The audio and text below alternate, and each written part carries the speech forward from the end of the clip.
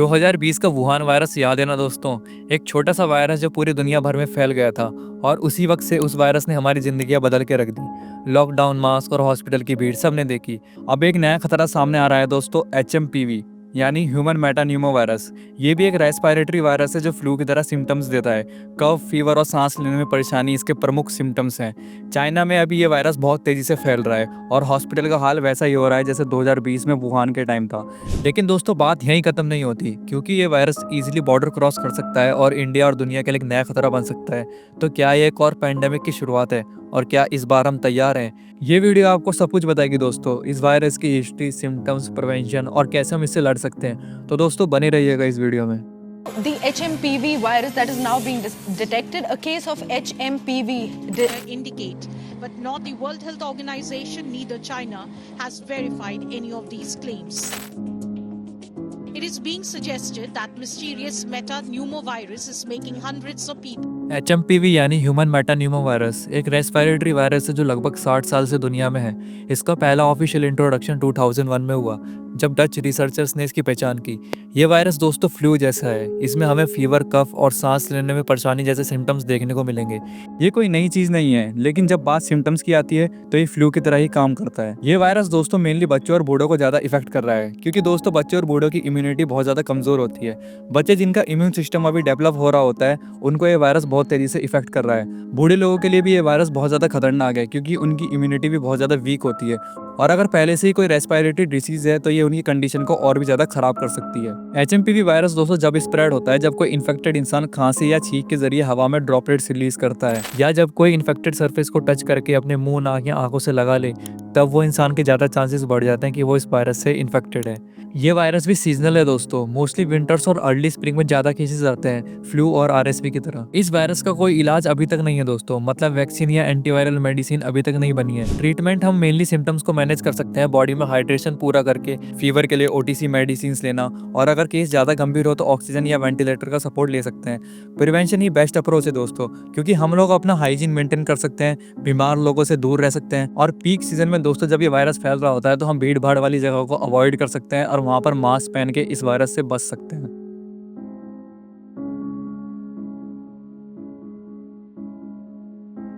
China में दोस्तों HMPV का एक बड़ा सैलाब उमड़ रहा है। बीजिंग, ताइंजीन, हेबी, शंघाई और इनर मंगोलिया में केसेस रैपिडली बढ़ते ही जा रहे हैं। हॉस्पिटल्स ओवरक्राउडेड हैं, जैसे कि 2020 में वुहान वायरस के वक्त थे। और यहाँ तक चाइना में दोस्तों स्टेट ऑफ इमरजेंसी डिक्लेयर हो चुकी है इस वायरस को लेके। जब हम बात करते हैं हॉस्पिटल्स के बारे में तो हमें वही सीन्स याद आ जाते हैं जो 2020 में वुहान वायरस के वक्त थे। हॉस्पिटल्स ओवरक्राउडेड हैं, बेड्स कम पड़ रहे हैं और मेडिकल स्टाफ को मैनेज करना मुश्किल हो रहा है इतने सारे पेशेंट्स को।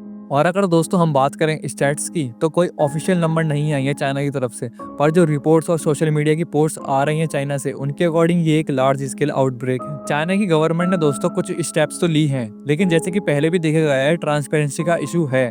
उन्होंने कहा है कि ये सिर्फ सीजनल फ्लू की तरह है, लेकिन ग्राउंड पर रियलिटी कुछ और ही दिख रही है।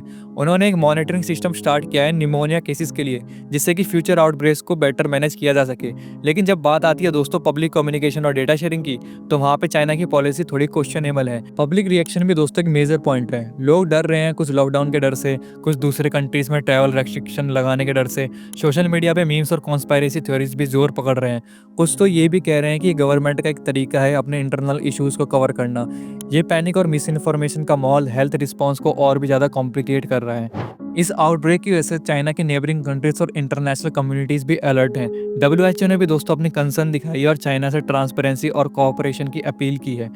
तो दोस्तों ये कंडीशन बहुत ही ज़्यादा क्रिटिकल है। चाइना को जल्दी से इस पर कंट्रोल करना होगा, पब्लिक को सही इन्फॉर्मेशन देनी होगी और इंटरनेशनल लेवल पे कोऑपरेट करना होगा, ताकि इस वायरस का स्प्रेड रोका जा सके।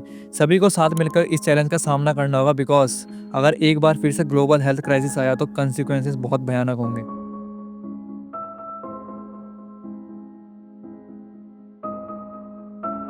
जापान में भी दोस्तों HMPV यानी ह्यूमन मेटान्यूमो वायरस से कंडीशन बन रहे हैं, लेकिन यहाँ पे चाइना जितना आउटब्रेक नहीं है।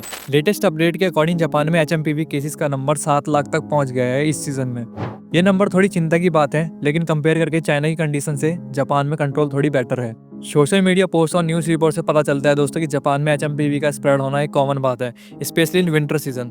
डॉक्टर्स और हेल्थ एक्सपर्ट ने कंफर्म किया है कि ये वायरस हर साल आता है, लेकिन इस बार केस नंबर में एक स्लाइड इंक्रीज दिखाई दिया है। जापान ब्रॉडकास्टिंग कॉर्पोरेशन ने रिपोर्ट किया था कि एक वीक में 94,000 फ्लू पेशेंट रिपोर्टेड हुए थे, जो कि एचएमपीवी केसेस को भी इंक्लूड करता है। प्रिवेंशन की बात करें तो जापान में लोग पहले से ही मास्क पहनते हैं, specially in flu seasons. Hand washing और सोशल डिस्टेंसिंग की हैबिट्स भी बहुत कॉमन हमें जापान में दिखाई देती है, जो कि इस वायरस के स्प्रेड को कंट्रोल करने में हेल्प करेगी। जापान में भी दोस्तों को स्पेसिफिक वैक्सीन नहीं है एचएमपीवी के लिए, लेकिन जनरल फ्लू वैक्सीन और गुड हाइजीन प्रैक्टिसेस से लोगों को प्रोटेक्ट करना पॉसिबल है। दोस्तों जैपनीज हेल्थ अथॉरिटीज एक्टिव हैं इस मैटर पे। उन्होंने प्रॉपर मॉनिटरिंग सिस्टम बढ़ाई है कि कहीं ये वायरस और ना फैल जाए। WHO से भी जापान कनेक्ट है और ग्लोबल हेल्थ अपडेट शेयर करता है, ताकि कोई भी मेजर आउटब्रेक पहले ही डिटेक्ट हो जाए। तो जापान में एचएमपीवी का सिचुएशन अंडर कंट्रोल है, लेकिन सावधानी जरूरी है। लोगों को अपनी हेल्थ का ख्याल रखना चाहिए, स्पेसिफिकली जब बात रेस्पिरेटरी वायरसेस की आती है। मास्क पहनना, हैंड वॉशिंग और सोशल डिस्टेंसिंग, ये सब प्रिवेंशन जरूर फॉलो करना चाहिए, चाहे वायरस हो या ना हो।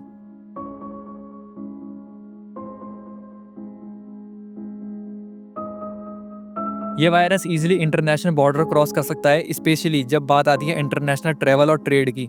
चाइना से इंडिया और दूसरे देशों में ये वायरस किसी भी टाइम फैल सकता है, क्योंकि हमने इससे पहले भी देखा है कैसे एक वायरस जैसे वुहान वायरस या फिर कोविड-19 ने दुनिया भर में तबाही मचाई थी। हेल्थ ऑफिशियल्स बहुत अलर्ट हैं, क्योंकि उन्हें पता है कि अगर ये वायरस इंडिया में आया तो वही सीन रिपीट हो सकता है जैसे 2020 में हुआ था। वुहान वायरस ने हमें दिखाया है कि कैसे एक वायरस ग्लोबल हेल्थ क्राइसिस बन सकता है। इसलिए दोस्तों इंडिया के हेल्थ अथॉरिटीज ने ऑलरेडी स्टेप्स लेने शुरू कर दिए हैं।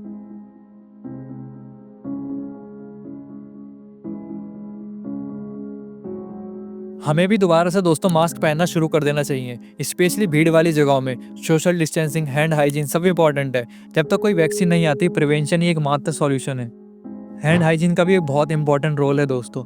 रेगुलर हैंड वॉशिंग, सैनिटाइजर का यूज़, स्पेशली जब हम पब्लिक सर्फेसिस को टच करते हैं, ये सब वायरस को रोकने में हेल्प करेगा। हम सबको ये हैबिट डेवलप करनी चाहिए कि हैंड्स को फ्रिक्वेंटली क्लीन रखें, स्पेशली खाने से पहले या फेस को टच करने से पहले। जब तक कोई वैक्सीन नहीं आती दोस्तों, प्रिवेंशन ही एकमात्र सॉल्यूशन है। एचएमपीवी के लिए अभी तक कोई स्पेसिफिक वैक्सीन नहीं है, इसलिए हमें अपने ही प्रिवेंशन मेथडों को स्ट्रॉन्ग करना होगा। सीजनल फ्लू वैक्सीन जब भी अवेलेबल होते हैं, उन्हें हमें लेना चाहिए, ताकि हमारी इम्यूनिटी सिस्टम और भी ज़्यादा स्ट्रॉन्ग रहे। तो दोस्तों इन सब प्रिकॉशन से हम एचएमपीवी के स्प्रेड को कंट्रोल कर सकते हैं, ताकि किसी भी न्यू हेल्थ क्राइसिस को प्रिवेंट किया जा सके। तो दोस्तों आज के लिए बस इतना ही। आशा करता हूँ आपको ये वीडियो अच्छी लगी होगी। तो मिलते हैं अगली वीडियो में।